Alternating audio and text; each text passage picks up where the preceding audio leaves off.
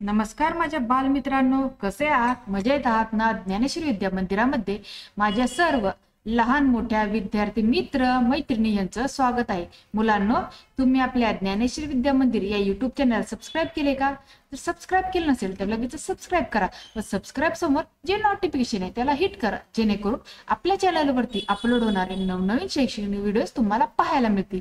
आज मी तुमच्यासाठी घेऊन आलेले आहे मराठवाडा मुक्ती संग्राम दिन विशेष निबंध. हा निबंध तुम्हाला शाळेमध्ये स्पर्धांमध्ये नक्की उपयोगी पडेल. तर हा निबंध तुम्ही तुमच्या वहीमध्ये लिहून घ्या बरं का. तर चला पाहूयात निबंधाला. भारतातील स्वातंत्र्य चळवळ ही केवळ 15 ऑगस्ट 1947 रोजी संपली असे नाही. भारत स्वतंत्र झाला असला तरी काही प्रांत अद्याप परकीय किंवा संस्थानिक सत्तेखाली अडकलेले होते.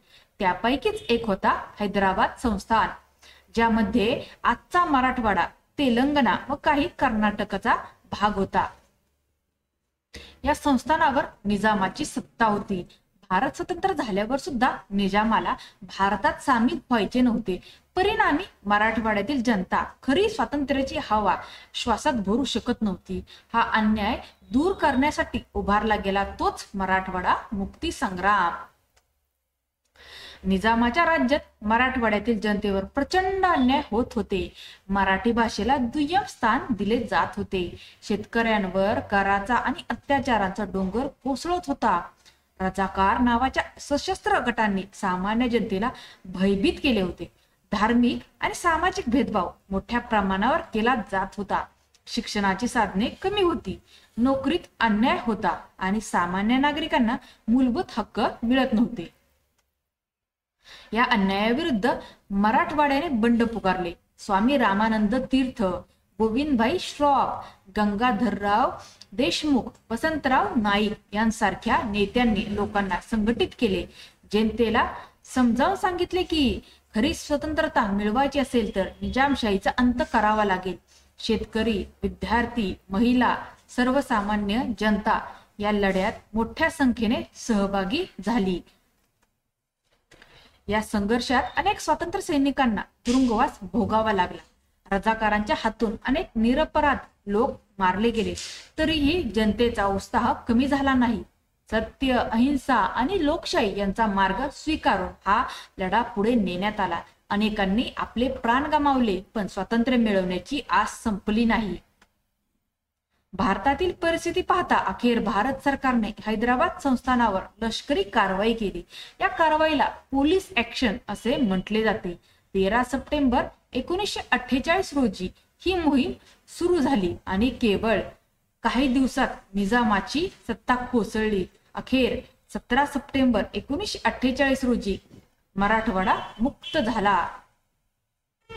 या दिवसापासून मराठवाड्यातील जनतेने खऱ्या अर्थाने स्वातंत्र्याचा अनुभव घेतला.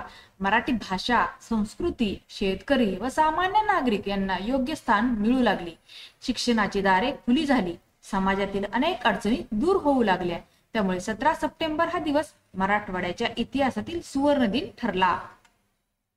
मराठवाडा मुक्ती संग्राम दिन आपल्याला सांगतो की स्वातंत्र्य सहजासहजी मिळत नाही. त्यासाठी संघर्ष करावा लागतो, बलिदान द्यावे लागते. या दिवशी आपण त्या सर्व वीरांना स्मरण करतो ज्यांनी निजामशाहीच्या दडपशाही विरुद्ध लढा दिला. त्यांचे योगदान विसरता कामा नये. आज आपण स्वतंत्र भारतात राहतो. आपल्याला शिक्षण, स्वातंत्र्य, समान हक्क लाभले आहेत. पण या स्वातंत्र्याचे रक्षण करणे ही आपली जबाबदारी आहे. भ्रष्टाचार, अज्ञान, दारिद्र्य आणि अंधश्रद्धा यांचा नाश करणे हेच खरे स्वातंत्र्य आहे. विद्यार्थ्यांनी प्रामाणिकपणे शिक्षण घेऊन समाजाच्या प्रगतीसाठी कार्य केले पाहिजे.